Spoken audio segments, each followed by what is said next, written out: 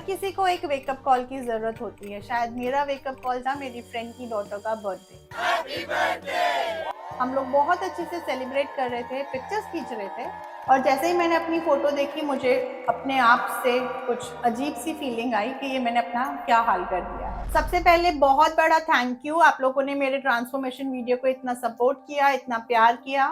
मुझे सारे मैसेजेस मिले हैं, सारी क्वेरीज मिली है, और आज की वीडियो उसी के ऊपर है।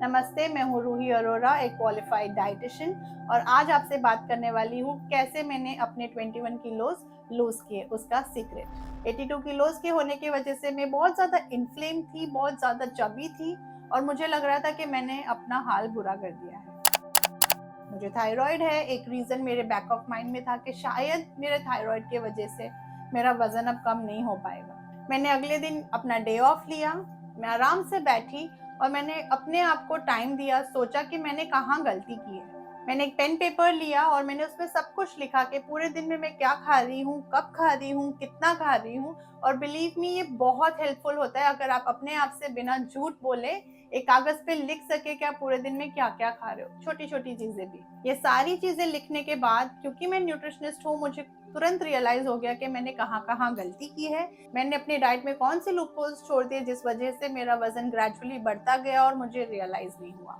एक था इन बिटवीन मील स्नैकिंग और दूसरा था dehydration. In between meal snacking होता है जब हम चलते फिरते कुछ भी खा लेते हैं। कभी हमने चलते फिरते डब्बे में से कोई नमकीन खा ली, कभी मठरी खा ली, बिस्किट खा लिया, कुकी खा ली। इस तरह से ये इन बिटवीन स्नैकिंग हमें पता भी नहीं चलता कि हमारी एड ऑन कैलोरीज कहाँ से आ रही हैं। मेरा मेन रीजन यही था।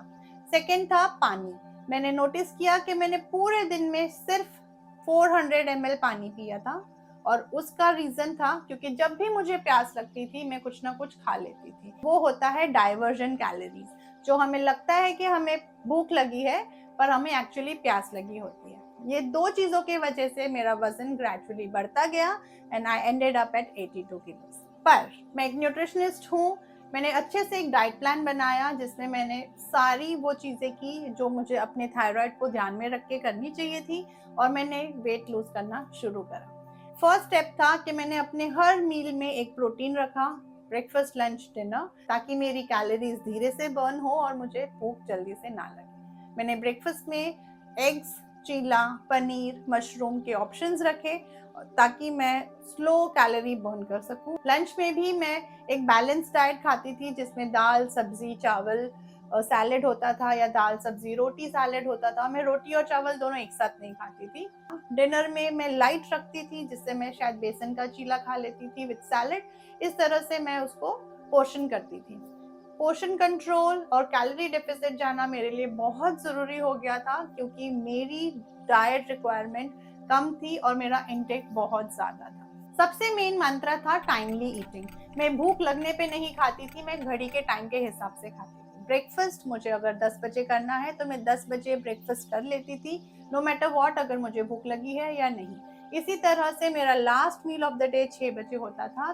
6 बजे से पहले ही मैं अपना डिनर निपटा देती थी ताकि मैं उसके बाद कुछ ना खाऊं, और मैं पानी से अपने आप को हाइड्रेटेड रखूं। पूरे दिन में कम से कम मैं 3 लीटर पानी पीती थी, जिससे मेरी बॉडी को प्रॉपर हाइड्रेशन मिल रहा था, मेरा इन्फ्लेमेशन धीरे धीरे कम होना शुरू हुआ, मेरे गट को रेस्ट मिलना शुरू हुआ।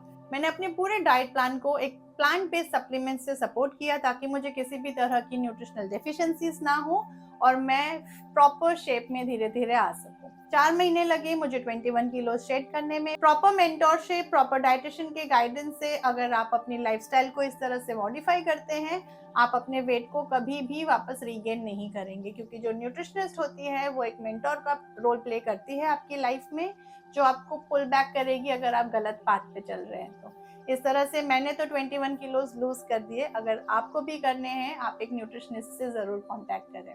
अगर आपको मेरी ये वीडियो पसंद आई, please like, share and subscribe, and will see you in our next one.